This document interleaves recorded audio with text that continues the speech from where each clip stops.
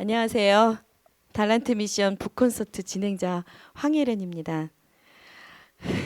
이 시간에는 우리 불공평한 세상, 공평하신 하나님의 저자이신 강하룡 목사님을 모시고 책 속의 이야기들을 함께 생각해보고 나누어보고 또 우리 하나님을 찬양하는 귀한 시간을 가져보려고 합니다. 마음껏 이야기도 나누시고 또 찬양도 함께 하시면서 하나님의 은혜의 바닷속에 풍덩 빠져보시기를 바랍니다. 자, 그럼 우리 불공평한 세상, 공평하신 하나님에 대해 이야기를 나눠보겠습니다. 안녕하세요, 목사님. 네, 반갑습니다. 네, 오늘 함께 해주실 분들과 인사도 좀 나눠주시고요. 목사님 소개와 또 책을 쓰게 된 동기 등등을 좀 소개 부탁드립니다. 네, 반갑습니다. 저는 강하룡 목사입니다. 여기 달란트 미션 지도 목사로 있고요. 예함 교회를 담임하고 있습니다. 책을 쓰게 된 동기는 제가 이 책이 지금 두 번째 책입니다. 첫 번째 책은 어떻게 신앙은 성장하는가라는 책을 썼었는데 이 책은 그 신앙이 어떻게 성장하는가에 대한 이론과 또 사례를 좀 많이 다루었습니다. 그래서 사람들로부터 이제 명쾌하다 이런 평가들은 많이 받았고요. 근데 또 한편으로는 너무 교과서 같다 이런 평가도 또한 받았습니다. 그래서 두 번째 책을 컨셉을 어떻게 잡았냐면 이 신앙이 성장하는데 우리의 현실 가운데에서 그러면 어떻게 하나님을 경험할 수 있는가라는 것을 컨셉으로 잡았고 통찰력이 있으면서 동시에 은혜와 위로가 되는 그러한 내용을 담으려고 애를 썼습니다. 이 자리를 이렇게 함께 해주시고 또 열어주셔서 너무 감사드립니다. 근데 이 자리가 이렇게 열리기까지 재미있는 일이 하나 있었습니다. 제가 어느 날 이제 페이스북을 이렇게 하고 있는데 한 10시에서 11시 정도 되었던 것 같습니다. 밤인가요, 목사님? 예, 밤입니다. 밤입니다. 근데 갑자기 이제 그 메시지가 오지 않습니까? 딱 왔는데 잘 모르는 사람이에요. 잘 모르는 사람이 와가지고 저랑 북 콘서트를 같이 해보지 않겠습니까? 이런 문자가 딱 온 겁니다. 당돌하네요. 밤 10시에. 그래서 이분이 누구지? 이분이 나를 어떻게 알고 혹은 뭘 믿고 나한테 이런 요청을 할지? 왜냐하면 이렇게 지금 여기 와보셔서 아시겠지만 섬기는 분들도 많이 필요하고 또 장소도 필요하고 이게 보통 일이 아니거든요. 그래서 이러한 어떤 분이시길래 이런 요청을 할 수 있을까 해서 이제 들어가서 쭉 봤습니다. 페이스북 쭉 보니까 이름이 황해자 연자 쓰는 분이었습니다. 바로 이분이었습니다. 그래서 너무 재밌었습니다. 도대체 나에게서 뭘 보고 뭘 믿고 이런 요청을 했을까? 그걸 이제 물어보고 싶었고요. 이게 인연이 되어가지고 달란트 미션을 알게 되었고 또 저기 박효재 대표님을 또 알게 되었고 이제 지도 목사로 섬기면서 함께하기로 이렇게 했습니다. 전도사님 뭘 믿고 그런 말씀을 하셨습니까? 황당하셨을 거예요. 네. 그런데 저는 정말 확신이 있었어요. 그냥 목사님과 북콘서트를 하면 되지 않을까? 그냥 이런 막연한. 네. 아까 제가 말씀드렸죠. 좀 철이 없어요, 제가. 그런데 우선 뭐 저희 신대원 선배님이시기 때문에 1차적으로 좀 작용한 부분도 없지 않아 있었겠지만 뭐 그거 외에는 전혀 다른 마음이 없었고 계속 이제 진행하고 싶었어요. 그래서 제가 이제 좀 밀어붙였어요. 근데 목사님 제가 생각하기에는 제가 한 게 아닌 것 같아요. 성령께서 목사님과 함께 또 지도 목사로 섬길 수 있도록 이렇게 연결해 주신 것 같아요. 그래서 이 모든 것들이 하나님의 섭리와 계획이라고 저는 생각합니다. 그래서 아멘. 오늘의 이 콘서트도 하나님께서 끝까지 함께 하실 것을 저는 확신합니다. 아멘. 자, 그러면 이제 본격적으로 불공평한 세상, 공평하신 하나님에 대해서 이야기를 좀 나눠보겠습니다. 비참함과 피곤에 지친 어느 날 캄캄한 밤하늘을 올려다보다 요셉은 아버지로부터 말로만 듣던 하나님을 떠올렸다. 기억을 되살려가며 살아계신 하나님께 자신의 처지를 호소했다. 요셉은 마침내 하나님을 만났다. 하나님은 핍박자였던 사울을 만나주신 것처럼 요셉을 만나주셨다. 요셉은 극적으로 변화되었다. 요셉은 개인적인 체험과 아버지로부터 들었던 아브라함의 하나님, 이삭의 하나님, 야곱의 하나님에 대한 이야기 속에서 하나님의 음성을 들었고 하나님의 뜻을 깨달았다. 자기 인생이 자신의 것이 아니라 하나님의 것임을 깨달았다. 자기 인생을 향하신 하나님의 뜻이 있음을 깨달았다. 하나님이 기뻐하시는 삶의 방법이 있음을 알게 되었다. 종들아, 모든 일에 육신의 상전들에게 순종하되 사람을 기쁘게 하는 자와 같이 눈가림만 하지 말고 오직 주를 두려워하여 성실한 마음으로 하라. 무슨 일을 하든지 마음을 다하여 주께 하듯 하고 사람에게 하듯 하지 말라.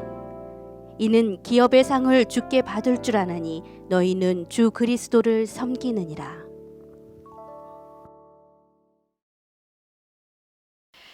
비참함과 피곤에 지친 어느 날, 참 노예로 고달픈 삶을 살아가는 요셉의 모습이 떠올라지는데요. 얼마나 절망스럽고 고통스러웠을까요? 자신이 실패한 인생이라고 밤마다 하늘을 보며 얼마나 또 울었을까요? 사실 크리스천들도 이와 같이 실패하면서 절망에 가까운 삶을 사는 것이 현실이기 때문에 요셉의 이러한 삶이 더 마음에 와닿는데요. 목사님, 그러한 분들에게 위로와 격려가 되는 말씀을 좀 해주신다면 많은 용기가 될 것 같은데요. 네. 사실 실패라는 부분은 우리 모두의 문제라고 생각됩니다. 특히나 1차적으로 저한테 또 매우 중요한 문제이기도 합니다. 지금까지 많은 실패를 해왔고 또 앞으로도 실패를 안 할 수가 없는 그런 인생이라고 생각합니다. 그래서 실패에 대해서 저 자신의 삶을 돌아볼 때 하나님 앞에서 그런 마음이 듭니다. 크리스찬이고 내가 정말 믿음으로 열심히 살아가는데 실패할 수 있는가? 그리고 두 번째는 왜 실패를 하지? 세 번째는 이제 하나님께서 그러면 나에게 원하시는 뜻은 무엇인가? 이 세 가지가 저에게 굉장히 중요한 의문으로 이렇게 있었습니다. 그래서 이제 그 내용을 정리해 봤는데 요셉의 인생이 저한테는 굉장히 많은 도움이 되었습니다. 우리가 아시다시피 이렇게 처음에 잘 나갔죠. 족장의 아들로. 그러다가 형들한테 팔려가지고 노예 생활 10년 했습니다. 근데 그 10년 동안 우리가 성경을 보면 하나님께서 요셉과 함께 하셨다, 동행하셨다. 그래서 그가 형통한 자가 되었다라고 몇 번이나 기록을 하고 있거든요. 근데 그걸 보면서 저한테는 어떤 마음이 들었냐면, 이렇게 하나님을 향한 믿음이 제대로 있어도 실패하는 삶을 살 수 있구나. 노예로 살아가는 게 말하자면 실패한 거지 않습니까?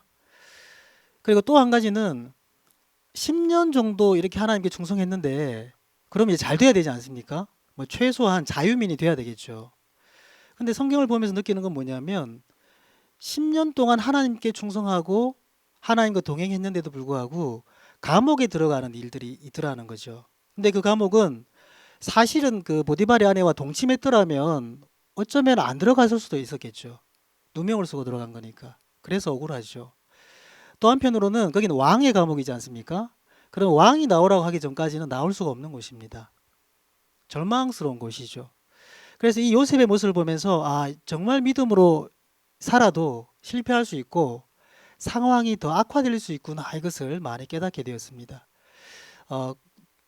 그래서 이제 우리가 살아가면서도 열심히 믿음으로 살아도 사업이 힘들어질 수가 있는 거죠. 그래서 어떤 성도님들이 정말 나 하나님 앞에서 바르게 사는데 왜 이렇게 사업이 힘들어지는지 모르겠습니다 라고 고백하는 사람도 있습니다. 또 재수를 할 수도 있고 삼수를 할 수도 있습니다. 대학 진학을 한 번에 못할 수도 있다는 거죠. 믿음이 좋더라도. 근데 이런 어떤 의문들, 결혼이 늦어지는 경우도 많이 있습니다. 왜 그러냐? 믿음이 없어서 그러냐? 그래서 이런 여러 가지 의문들이 제가 요셉의 모습을 보면서 좀 많이 해결이 되었습니다.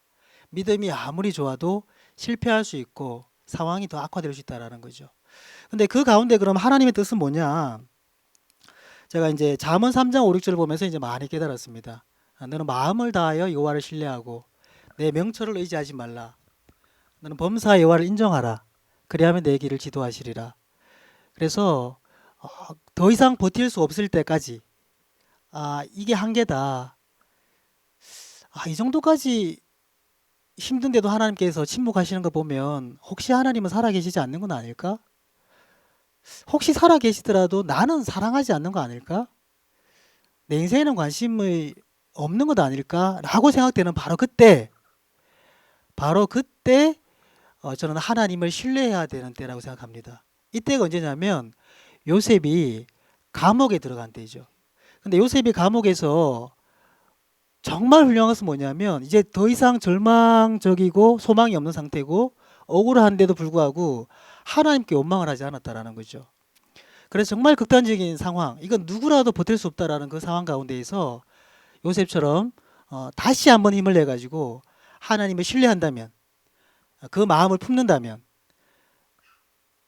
그래서 하나님에 대한 그 확신과 또 하나님께서 함께 하시고 인도하실 거라는 것에 대한 평안함과 담대함을 가질 수 있다면, 그것을 유지할 수 있다면 저는 요셉처럼 하나님께서 반드시 우리를 세워주시고 그리고 살려주시고 그리고 하나님의 뜻을 우리의 삶 가운데서 이루실 것이라고 믿습니다. 아멘. 두 정탐꾼은 여리고 성에 들어가 창녀 라합의 집에 머물면서 상황을 엿보았다. 라합은 소망 없는 여인이었다. 일단 직업이 몸을 파는 창녀였다. 예나 지금이나 멸시받는 삶을 살고 있었다. 라합은 이스라엘의 하나님에 대한 소문을 듣고 믿었다. 여리고가 곧 멸망할 것이라는 것을 사실로 받아들였다. 라합은 창녀였기에 미래에 대한 소망을 가질 수가 없는 인생이었다. 민족적인 측면에서도 여리고의 멸망이 코앞에 다가온 상황이었다. 라합은 이 사실을 정확하게 알고 있었다. 이스라엘과의 전쟁을 앞둔 여리고성은 비상사태였으며 매우 철저하게 다가오는 전쟁을 준비하고 있었다. 밤 늦은 시각이었지만 적군이 침입했다는 보고가 여리고 왕에게 즉시 들어갔고 여리고 군사들이 라합을 찾아왔다. 그들은 정확한 정보를 가지고 라합을 신문했다. 정탐꾼들은 곧 잡혀 죽을 지경이 되었다. 라합은 소망 없는 여인이었다. 저는 이 대목에서 뭔가 알 수 없는 것들이 이 속에서 쏙 올라왔었거든요. 같은 여자라서일까요? 금수저 흙수저 이야기가 요즘 회자되고 있는데요. 라합처럼 비빌 언덕도 그렇다고 뭐 이렇다 할 스펙도 없는 인생들이 이 세상을 살아가기엔 너무 버겁다고 생각이 드는데요. 참 소망은 별로 없고 절망이 가득한 시대라고 생각합니다. 목사님, 이러한 절망적인 시대를 살아가는 크리스천들에게 도전이 되는 그리고 위로가 되는 말씀 좀 부탁드립니다. 네, 제가 개척하고 이제 한 5년 6년 정도 되었습니다. 저한테도 처음에는 희망을 가지고 소망을 가지고 개척을 하고 주의 일을 하겠다, 사람들을 돕겠다 이렇게 시작을 했는데 한 해, 두 해, 세 해 지나가면서 힘들더라고요. 그 목사님들도 똑같이 힘든 거 아시죠? 예, 더 힘들 때도 많이 있습니다. 많이 있습니다. 그러면서 이제 제가 한 5년 차 정도 될 때 마음이 너무 힘들고 어렵더라고요. 그래서 하나님께 이렇게 기도를 하는데, 하나님, 제가 지금 사실 힘이 좀 남지 않습니까? 제가 뭔가를 더 하고 싶습니다. 이미 하고 있는 걸 열심히 하고 있지만 뭔가를 조금 더 하고 싶습니다.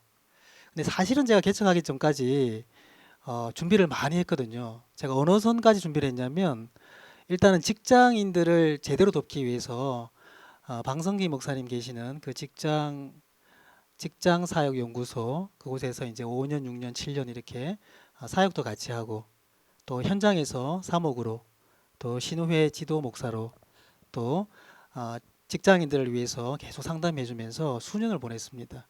그리고 이제 교인들을 또 한 사람 한 사람 개인 양육을 하면서 한 사람 한 사람 한 달에 이렇게 2번씩 4번씩 개인 양육을 하면서 그들의 가정과 일터에서 하나님의 뜻대로 살아갈 수 있도록 준비를 했습니다.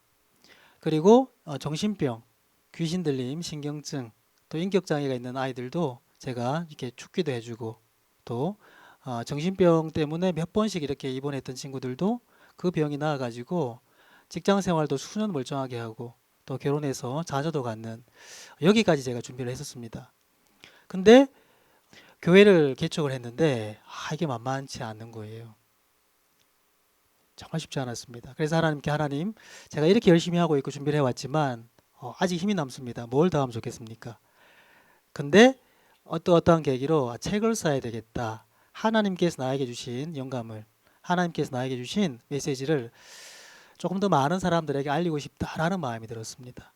그래서 이제 2015년 1월 달부터 책을 쓰기 시작했고 이제 올해 1월 달에 또 5월 달에 이제 첫 번째 책, 두 번째 책을 이렇게 내게 되었습니다.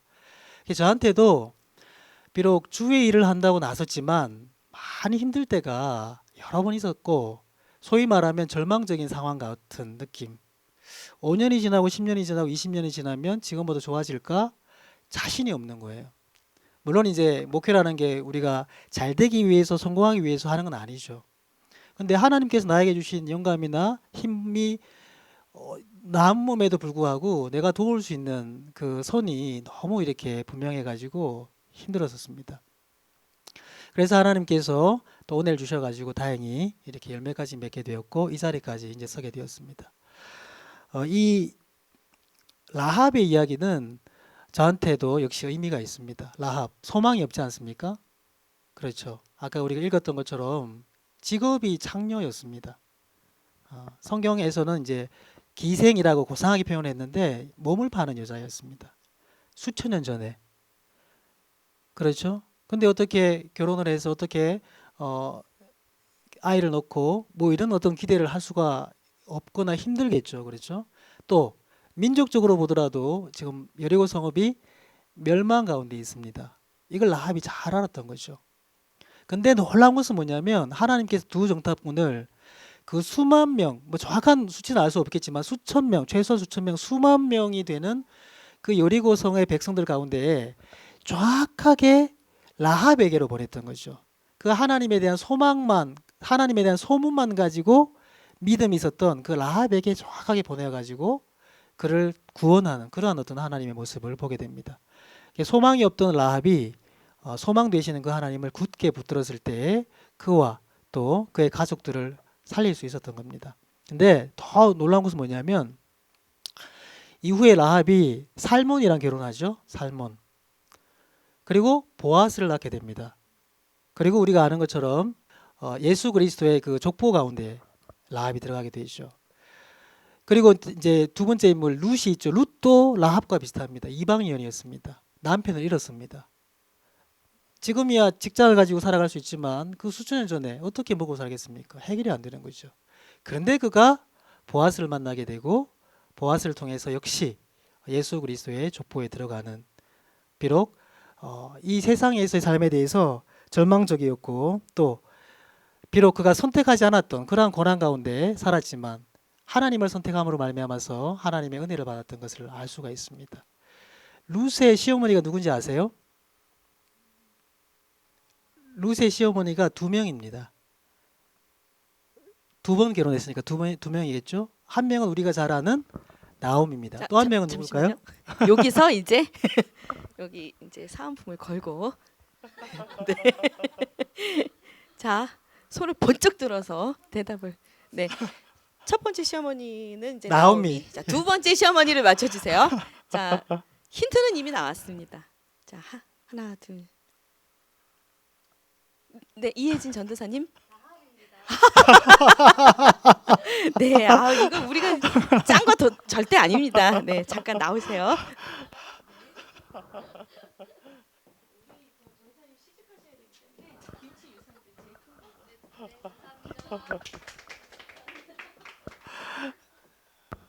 긴장하세요. 중간중간 이제 있어요. 네, 감사합니다. 어느 날 이게 눈에 딱 들어오는 거예요. 왜 라합입니까? 보아스랑 결혼했지 않습니까? 보아스 엄마가 누굽니까? 예? 살몬이로. 아니 라합. 루시. 아, 루시 보아스랑 결혼했죠, 그죠? 네. 보아스 엄마가 누구예요? 아, 라합이잖아요. 그게 이제 우리가 이제 룻기를 읽기 때문에 이제 룻과 나오미 얘기만 하죠. 근데 어느 날 성경을 보는데 이게 눈에 확 들어오는 거예요. 마음속에 너무 감동이 되는 거예요. 뭐가 감동이 되냐? 룻기 읽어보면 그 라합이랑 룻이 같이 그 생존했을 때 라합이 생존했을 때 룻을 봤는지 안 봤는지는 명확하지 않습니다, 성경에. 근데 이제 보아스가 나이 들어서 만났기 때문에 아마 죽었을 가능성도 많을 것 같아요. 근데 명확하지는 않습니다. 근데 이 땅에서나 천국에서나 라합이 룻을 봤을 때 어떤 느낌이었을까? 완전 자기잖아요. 이방 여인이고 소망이 전혀 없는, 고난만 잔뜩 있는 그런 삶을 살았는데, 놀랍게도 하나님께서 그 믿음 하나 바라보고 그 믿음 하나 붙들고 살아가는 그 여인들에게로 사람을 보내시는 거예요. 살몬을 보내시고 또 보아스를 보내시고, 더 놀라운 것은 뭐냐면 그들이 이전에 어떻게 살았는지에 대해서 전혀 묻지 않았다는 거죠. 살몬이 그 라합의 과거에 대해서 물었습니까? 안 물었다라는 거죠. 보아스도 마찬가지라는 거죠. 이방 여인이라는 것도 아무런 문제가 되지 않았다라는 거죠. 하나님께서 이렇게 사람을 통해서 그들에게 소망을 주실 때 제 마음속에 너무 감동이 되었고, 이 라합과 룻이 만났을 때 정말 눈물을 펑펑 흘리면서 서로에 대해서 나누었겠다, 이런 생각이 들어요. 또 살몬, 이 멋진 남자지 않습니까? 그 라합의 과거를 묻지 않고 이 로맨스를 아는 남자가 낳은 아들이 누굽니까? 보아스인 거예요. 보아스. 근데 살몬이 보아스를 볼 때 자기 아들이 너무 멋진 거예요. 그 이방 여인을, 그 믿음을 바라보고 자기와 똑같은 선택을 하는 그 아들을 바라볼 때 그 아버지의 마음. 이게 저도 아들이 한 명 있습니다. 장점도 닮고 단점도 닮았어요. 너무 예쁠 때도 있고 미울 때도 있고.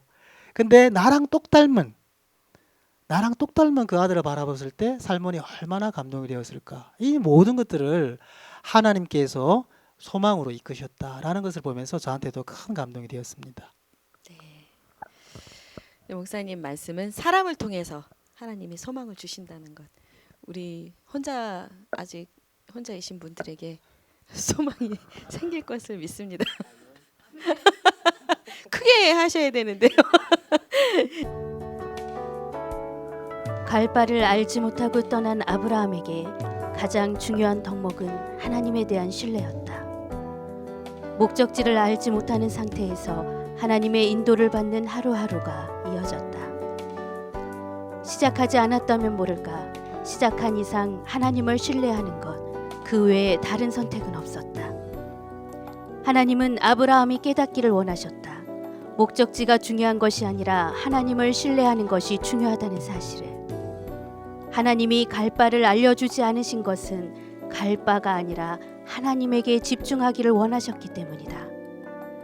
아브라함의 삶을 통해 하나님은 나의 비전을 이루는 것이 중요한 것이 아니라 하나님과 동행하는 하루하루가 중요하다는 것을 강조하신다. 사람들은 자신의 꿈을 이루고 야망을 이루느라 하나님을 잊은 채 살아간다. 심지어 비전을 성취하는 데 집중하느라, 주의 일을 하는 데 집중하느라 하나님을 잃어버리고 살아간다. 제가 공부하고 있는 그 광나루에 있는 장로회 신학대학교 바로 밑에는 광장교회가 있는데요. 목사님 잘 아시죠? 그 교회 부설로 중도 실명자 선교회가 있습니다. 그래서 이제 광나루역에서 학교를 다니다 보면 앞을 못 보시는 분들을 좀 자주 만나 뵙게 되는데요. 보통 그분들 중에는 이제 혼자 지팡이를 의지해서 다니시는 분들도 있지만 늘 옆에 누군가 팔을 의지해서 걸어가는 것을 보게 됩니다. 저도 언제 한번 이제 팔을 빌려드린 적이 있었는데요. 그때 그분이 제 팔을, 그리고 저를 신뢰하지 못한다면 얼마나 불안할까라는 생각을 한번 해봤습니다. 팔을 빌려드리는 사람도 또 팔을 의지하는 사람도 서로 신뢰를 해야 목적지까지 안전하게 갈 수 있는 것처럼 우리도 하나님을 신뢰해야만 또 우리의 목적지 하나님의 나라로 안전하게 갈 수 있지 않을까 생각합니다.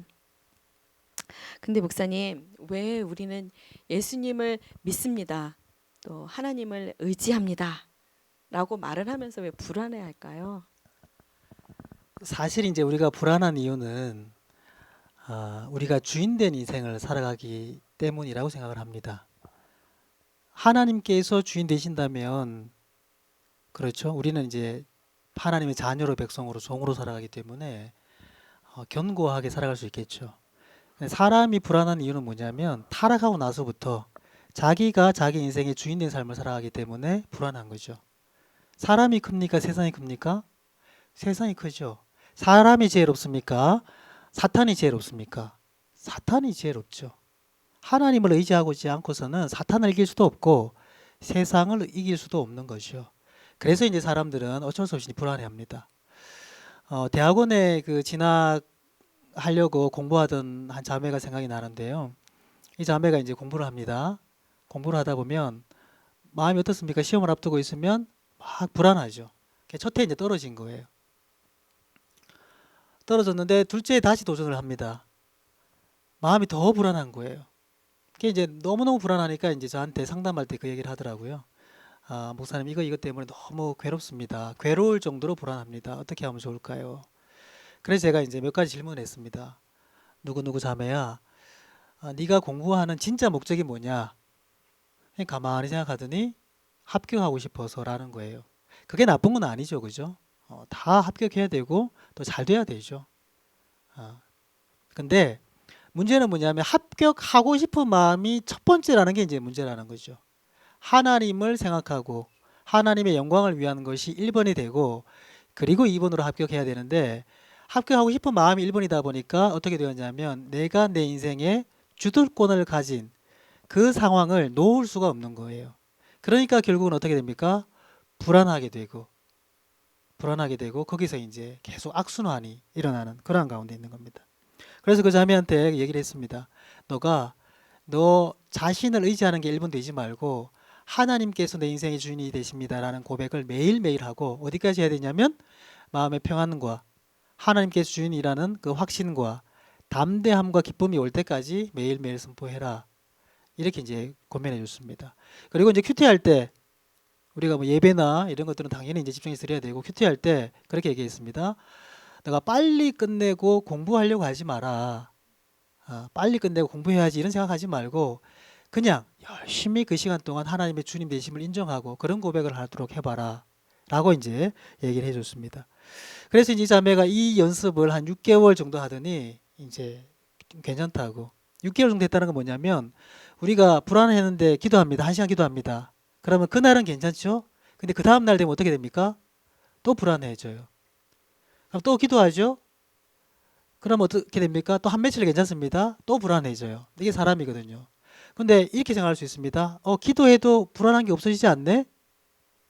기도 하나만 안 하네? 그러면 이제 완전히 사람이 계속해서 망가지게 되고 사람이 하나님이랑 관계없는 그런 삶을 살게 됩니다. 그런데 1시간 기도하고 하루 갑니다.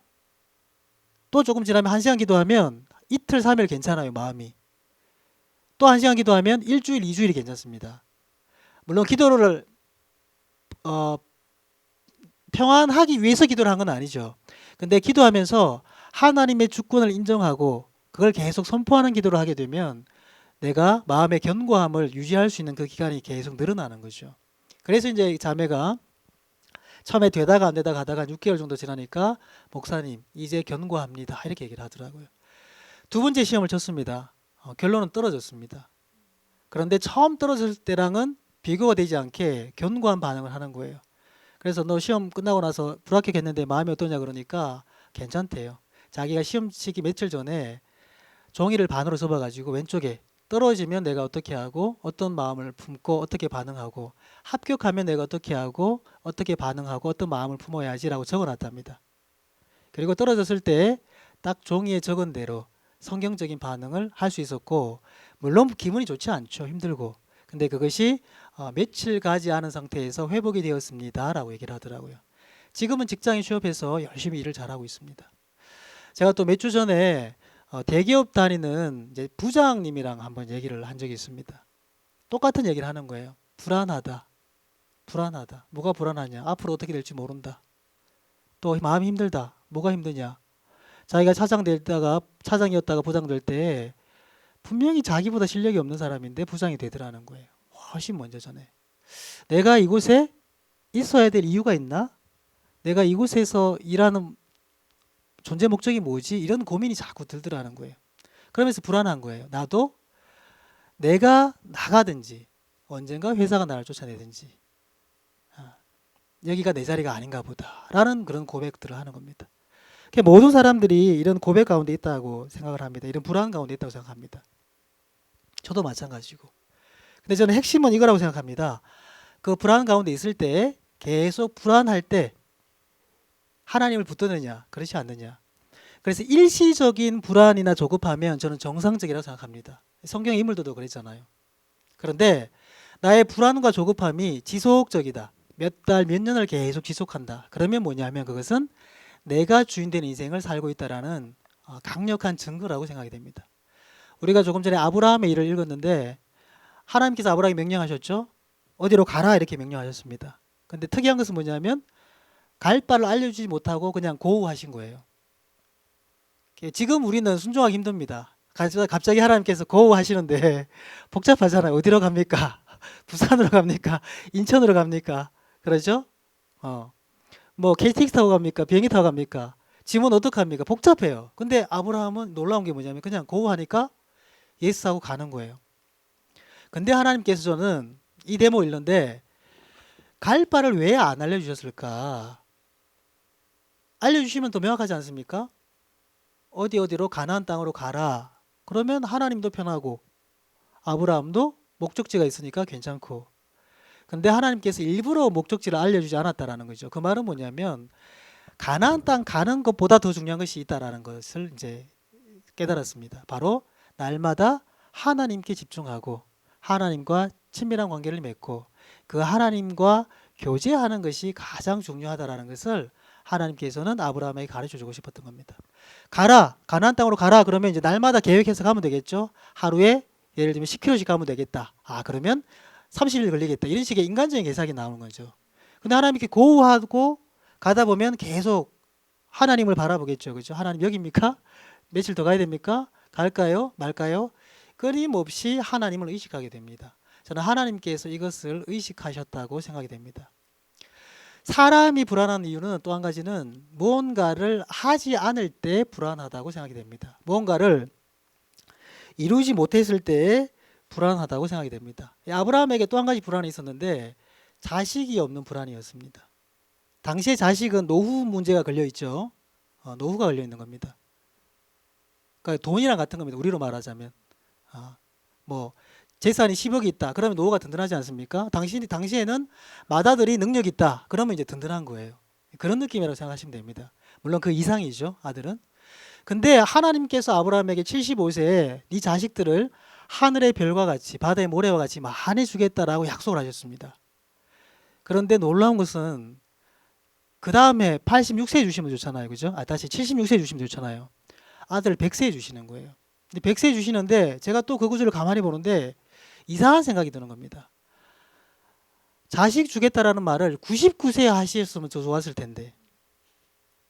그렇죠? 75세 하시니까 하나님께서 아브라함 불러놓고 약만 올리시는 거예요. 아브라함 딱 불러가지고 하늘의 별과 같이 많게 해주겠다. 그러니까 아브라함이 그래요? 이제 이거 하나님 따라가요. 이렇게. 몇 년이 지나도 안 줘요. 그러니까 아브라함이 하나님 안 주시는가 보다 싶었더니 밤에 불러내가지고 하늘을 봐라. 네 자식들을 이렇게 많이 주겠다. 이렇게 약을 올리시는 거예요. 그러면 또 내년에 주시겠다. 안 주시는 거예요. 이걸 몇 세까지 합니까? 25년 동안 하시는 거예요. 이상하죠, 그죠? 또 아브라함을 하나님께서 50세에 주겠다라고도 말씀하실 수 있지 않습니까? 50세. 이것도 저것도 아니고 왜 75세냐? 50세에 주겠다라고 했으면 아브라함이 웃었을 겁니다. 나도 힘 있다 이거죠. 나도 힘 있다. 하나님, 나 밤에 팔팔합니다.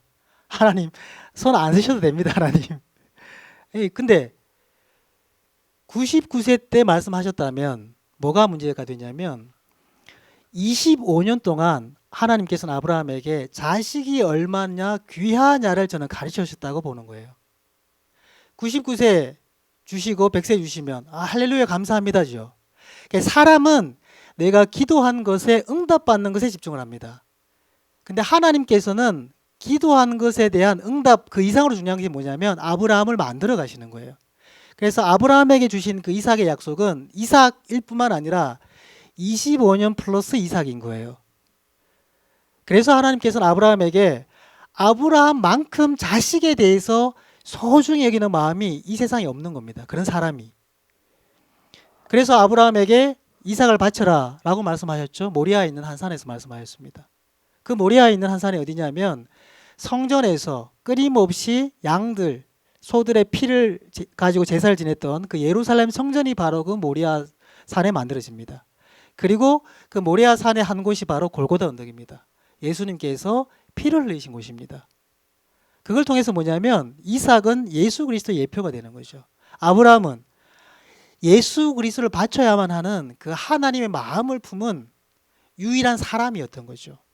하나님께서는 이 구속 사역, 예수님을 십자가에 못 박아주는 이 사역을 하시는데 아브라함 그 한 사람만은 그 하나님의 마음을 이해하기를 원하셨다라는 거죠. 그래서 25년 동안 계속 약을 올리시면서 봐봐 자식이 이렇게 중요하지? 봐봐 자식이 이렇게 중요하지? 이렇게 중요한 자식이야? 나한테 바쳐. 이걸 통해서 하나님께서는 사람이 아브라함이 예수 그리스도를 십자가에 못 박아 죽이는 것이 하나님께도 쉽지 않았다라는 것을 가르쳐 주기 위해서라고 생각됩니다. 그래서 그 당시 구약에는 특별히 사람들은 천사만 봐도 벌벌 떨었습니다. 왜 그러냐면 죽을까 봐서. 근데 그러한 시대에 하나님께서는 아브라함을 너는 내 친구다라고 불러주셨습니다. 이사야서에 보면 그렇게 나오죠. 그 말은 뭡니까?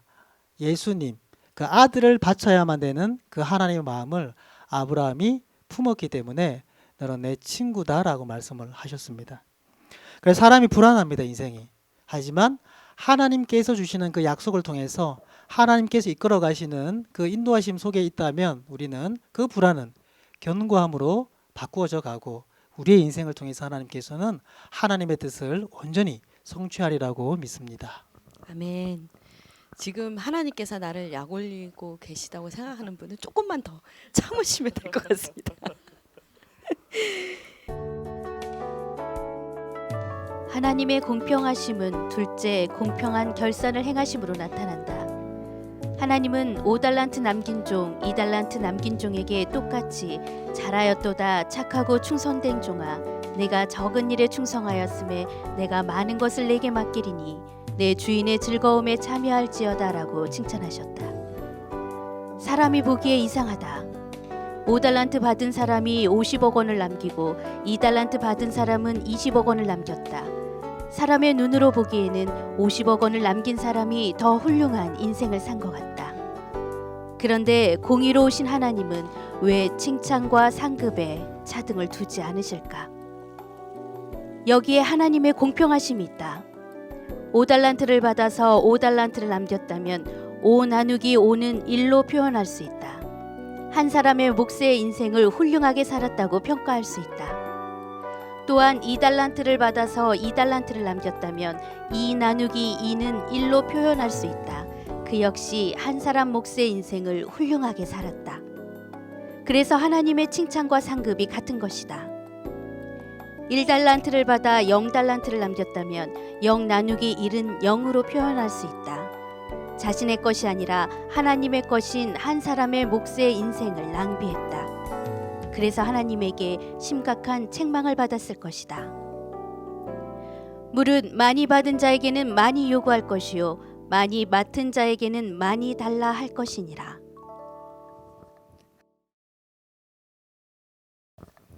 네, 좀 수학이 나오고 있어요. 많이 복잡해졌는데요. 우리 여기 초등학생 친구 있는데 이해되세요? 웃었어요. 웃어서 저 상품을 하나 주겠어요.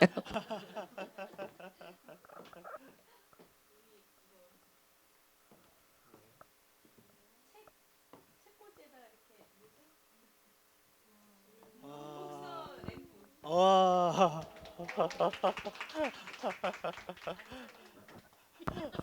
그거 받았으니까 수학 열심히 해야 돼요.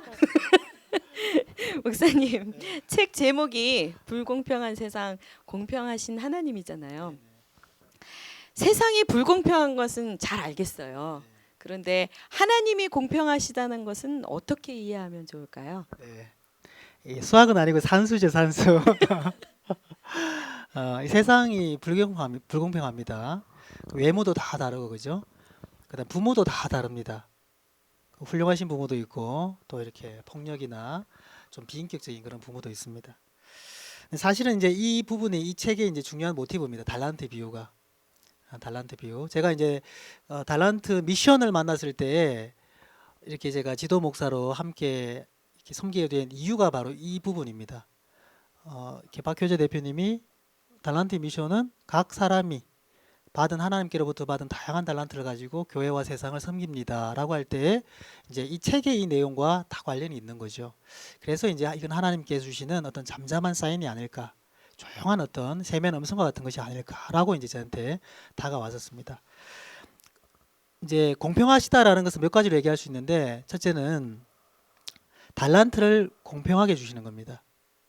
달란트 공평하다 이게 뭐냐? 5달란트, 2달란트, 1달란트가 왜 공평하냐? 어떤 사람은 1달란트를 남길 인생입니다. 결론적으로. 그렇죠? 그러면 1달란트를 남긴 사람인데 5달란트를 줬습니다. 그러면 받은 것분에 남긴 것이죠. 그러면 5분의 1이 되겠죠. 0.2가 됩니다. 복된 걸까요? 아닌 걸까요? 5달란트 남길 사람인데 하나님께서 그 사람에게 1달란트 주셨습니다. 그럼 1분의 5죠. 그러면 5달란트, 5만큼의 숫자가 나오는 거죠. 그래서 공평한 달란트입니다. 이제 또 공평한 결산인데 이건 뭐냐면 보십시오. 겉으로 볼 때는 둘 다 5달란트, 5달란트를 남겼습니다. 그럼 사람으로 말하면 예를 들면 100명, 100명 정도였다고 볼 수 있겠죠. 예를 들면 하나님께서 주신 이런 일, 이런 사명을 이루었습니다. 근데 한 사람은 하나님께로부터 1달란트를 받았습니다. 한 사람은 하나님께로부터 10달란트를 받았습니다. 그런데 남긴 게 5달란트, 5달란트예요. 그럼 공평해요, 안 공평해요? 뭔가 이상하죠. 사람이 볼 때는 똑같은 성과입니다. 5, 5. 근데 하나님께서 볼 때는 1분의 5, 10분의 5가 되는 거죠. 달란트라는 것은 뭐냐면 돈으로 계산할 수도 있고 무게로 계산할 수도 있습니다. 이 얘기 많이 들어보셨죠? 돈으로 계산하면 대충 얘기하면 이렇게 됩니다. 6천 데나리온입니다. 한 달란트는 6천 데나리온, 한 데나리온은 한 사람 하루의 품삯입니다. 한 사람이 하루에 일했을 때 받는 품삯. 그럼 6천 데나리온이면 6,001 동안이죠. 오케이, 질문할게요. 그러면 네, 1년을 300회를 잃어버리셨어요. 365일인데 65일 쉰다 치고 1년을 300일 일한다고 칩시다. 그럼 6천 데나리온은 몇 년 동안 일해야지만 벌 수 있는 돈일까요? 네, 빨리. 네, 여기 먼저 손 드셨어요. 네, 맞습니다. 아, 네. 저 어떻게 뭘로 드릴까요? 목사님 책으로 드릴까요? 네, 목사님 책으로. 네. 다른 거 달라고 하십시오. 제가 나가실 때 한 권씩 다 드리겠습니다. 예, 다른 거 가지고 가십시오. 예, 감사합니다. 20년 동안 벌어야 20년 연봉입니다. 근데 우리가 일하고 계시잖아요. 안 먹고 안 쓸 수 있습니까? 50%못 모아요. 20, 30% 저축하죠. 50년, 60년 모아야지만 되는 게 6천 데나리온 한 달란트입니다. 그 다음 교육 받아야 되죠. 20년, 30년. 그러면 한 달란트라는 돈을 벌려면 평생을 모아야 되는 거예요. 지금 돈으로 말하면 한 5억에서 10억 됩니다. 엄청난 돈이죠. 평생 일해도 5억, 10억 모으기 힘들잖아요. 일반인들은. 이건 무게로 따져도 마찬가지입니다. 금 20kg에서 금 40kg 정도 됩니다. 역시 한 5억에서 10억 정도 됩니다. 그래서 재능을 따라 하나님께서 달란트를 주셨다고 할 때 우리가 쉽게 얘기할 때 달란트를 그냥 재능이다 이렇게 표현합니다. 재능을 포함한 모든 겁니다. 예를 들어 훌륭한 부모님을 만났다. 거기도 달란트 들어가요. 내가 중학교 때 고등학교 때 훌륭한 선생님을 만났다. 달란트입니다. 정말 좋은 친구를 만났다. 달란트입니다. 부모님이 부자다. 그것도 달란트예요. 좋은 친구, 좋은 선생님, 좋은 부모 혹은 내가 개인적으로 갖고 있는 재능, 키가 크고 잘생겼다. 다 달란트예요. 그래서 달란트는 뭐냐면 하나님께서 한 사람에게 주신 인생의 총체다 이렇게 얘기할 수 있습니다. 이제 주일학교에서 달란트 잔치 하잖아요. 그럼 떡볶이 하나 사 먹으려면 10달란트 내놔야 돼요. 그게 아닙니다. 그게 아니에요. 한 달란트는 돈으로 따지면 한 5억, 10억 정도 되는 돈입니다. 한 사람 몫에 평생에 벌어야 되는 그러한 정도다. 어마어마한 액수예요. 그래서 이 달란트는 개인 간에 쓰지 않습니다. 국가 간에만 쓰는 단위입니다. 근데 그 한 달란트를 하나님께서 사람에게 주셨다? 적게 받은 게 아니에요. 한 달란트 받은 사람이 넘치게 받은 거예요. 넘치게. 그런데 그가 땅 속에 파묻어 둔 겁니다. 달란트는 사용을 해야 되는 거예요. 하나님을 위해 사용하는 거고, 교회를 위해 사용하는 거고, 성도들을 위해 사용하는 거고, 다른 사람, 세상 사람들을 위해서 사용하라고 주신 것이 달란트입니다. 사용하는 게 뭐냐? 그걸로 장사를 해서 남기는 거예요. 이게 달란트입니다. 그래서 공평한 달란트 그리고 공평한 결산을 통해서 하나님께서는 우리가 받은 건 다 다른 것 같고 세상에서 남긴 것 다 다른 것 같지만 받은 것분에 남긴 것 해서 하나님께서 결산하십니다. 그런데 아까 5달란트 받은 사람 5달란트 남겼고 2달란트 받은 사람 2달란트 남겼습니다. 칭찬이 같습니다. 착하고 충성된 종아, 네가 적은 것에 충성하기 때문에 많은 것을 내게 맡기겠다라고 하나님께서 약속을 해주시는 겁니다. 이게 이제 하나님께서 우리 달란트 비유를 통해서 말씀하시는 겁니다. 근데 어떤 사람이 생각할 때 나는 적게 받은 것 같아. 이건 알 수가 없습니다. 처음에 요셉이 얘기했는데 처음에는 족장의 아들이었습니다. 많이 받은 것 같죠? 그 다음 노예가 됐습니다. 적게 받은 것 같죠? 감옥 들어갔습니다. 이거는 뭐 탈탈 털린 거죠. 근데 다시 총리가 됐습니다. 어마어마하게 받은 것 같죠? 하나님께서 나에게 주신 달란트는 내가 함부로 평가할 수 없습니다. 최소한 한 달란트 이상입니다. 그 한 달란트의 의미는 말씀드렸습니다. 그래서 그 달란트를 가지고 하나님께서 원하시는 것만큼 남길 때에 하나님께서 그것을 가지고 기뻐하십니다. 놀라운 사람들이 있습니다. 닉 부이치치 아시죠? 사지가 없습니다. 그래서 인간적으로 볼 때는 그 사람은 몇 달란트 받은 것 같습니까? 한 달란트 받은 것 같습니까? 한 달란트 안 되죠, 그죠? 예를 들면 0.001달란트 받은 것처럼 보입니다. 달란트가 뭡니까? 그냥 마이너스에서 시작하는 것처럼 보입니다. 근데 지금 그가 얼마나 많은 사람들을 돕습니까? 얼마나 많은 사람들을 섬기고 있습니까? 얼마나 많은 사람들에게 사랑과 위로를 전파하고 있습니까? 그런 삶을 살고 있는 거죠.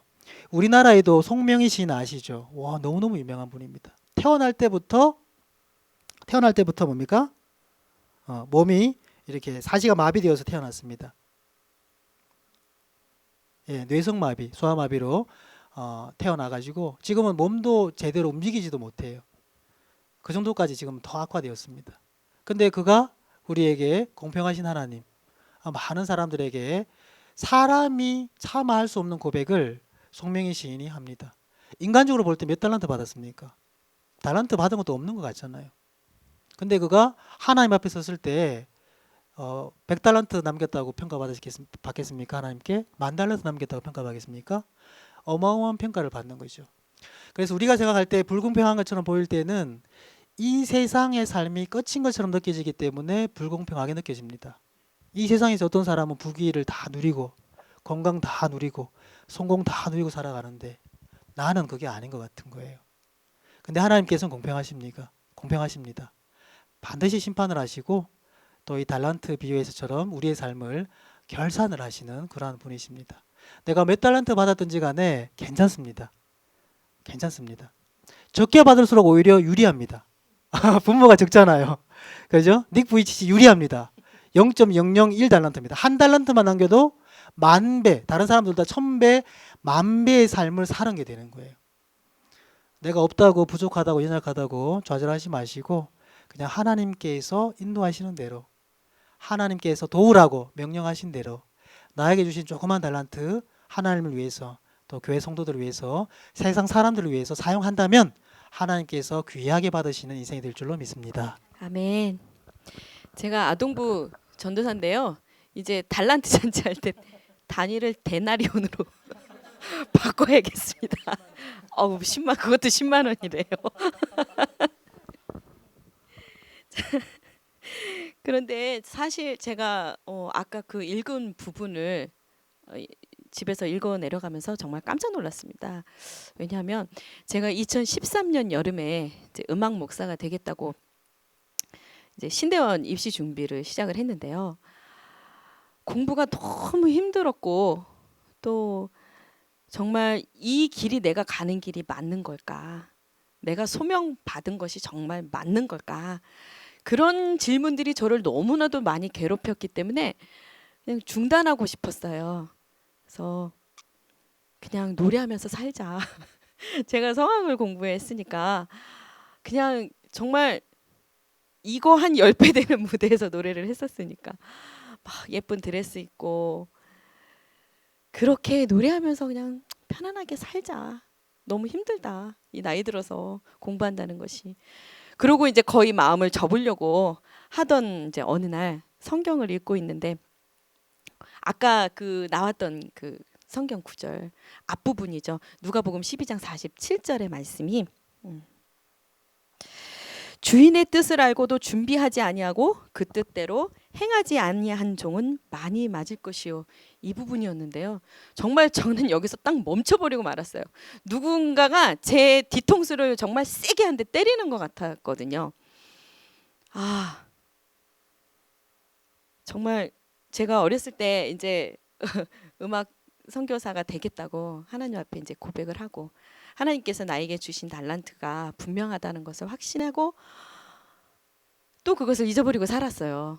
근데 하나님께서 다시 깨닫게 하시고 다시 시작하게 하셨는데 또 하나님을 신뢰하지 못하고 흔들리고 있다는 그 생각에 정말 제가 많이 맞겠더라고요. 그러고서 이제 그 다음 구절 많이 받은 자에게는 많이 요구할 것이요 라는 부분이요. 그 부분에서 내가 이 길을 중단하면 많이 요구할 하나님께 나는 많이 맞겠구나. 그 생각을 하니까 정말 정신이 번쩍 들더라고요. 그래서 정말 독하게 여름에 시작을 해서 제가 한 번에 붙었어요. 그래서 목사님이 대단하시다고. 네, 그래서 이제 지금 이제 3학년 마지막 학기를 남아놓고 있는데요. 정말 그 이후로는 한 번도 흔들린 적이 없었고 또 이렇게 일할 수 있도록 동역자들 붙여주시고 또 지혜 주시고 담대함을 주셨습니다. 또 목사님이 아까 초반에 말씀하신 것처럼 제가 굉장히 밀어붙이는 성격으로 알고 계시는데요. 저 원래 그런 성격이 아니라 정말 한소심해서 제가 어디 가서 나서지도 못하고 말도 못하던 안 믿어지시죠? 믿어지시면 제가 상품 드리려고 그랬는데 표정이 아닌데 제가 좀 지금은 많이 후덕해져서 좀 많이 좀 성격이 좋아 보이는데요. 예전에는 정말 까탈스럽고 아주 새침하고 와서 말 못 붙일 것 같은 그런 성격이었어요. 그런데 그런 성격도 좀 많이 다듬어 주시고 또 이렇게 담대함도 주시고 추진력도 주셔서 제가 이렇게 일을 하고 있는 것을 체험하고 살고 있습니다. 이 시간에는 사역자가 되리라고 하나님께 고백했던 그 마음을 담아서 제가 이제 직접 실력은 없지만 작사 작곡한 곡 고백이라는 찬양을 함께 하면서 저에게 확신과 소명을 주셨던 것처럼 여러분들에게 오늘 확신과 소명을 주실 것을 소망해 봅니다.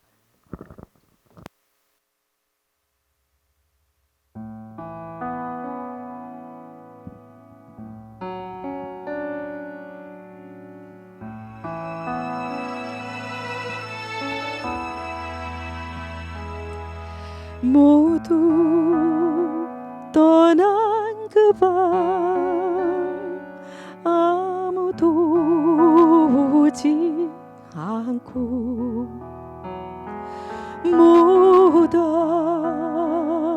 불만이 홀로 지키고 있던 그 밤 나는 그의 뒤를 몰래 따라갔었다오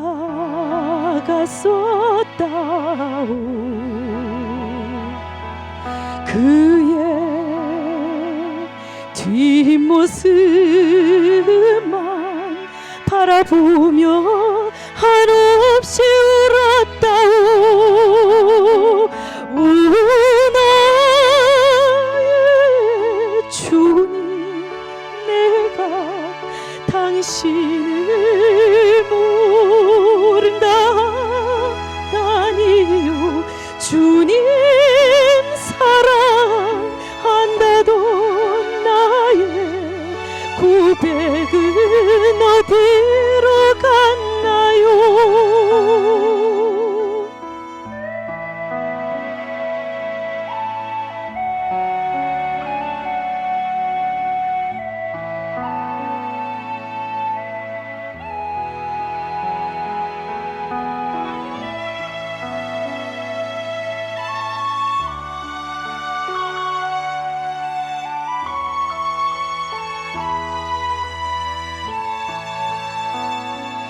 오 나의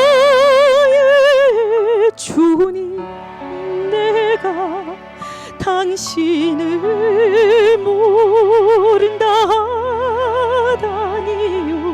주님 사랑한다던 나의 고백은 어디로 갔나요?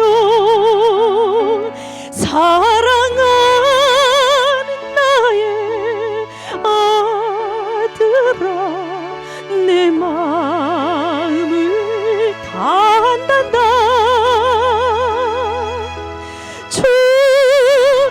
죽기까지 사랑한단다. 사랑하는 나의 아들아, 사랑하는 나의 아들아, 내 마음을 다한단다. 죽기까지 사랑한단다. 사랑하는 나의 아들아, 죽기까지 사랑한단다. 사랑하는 나의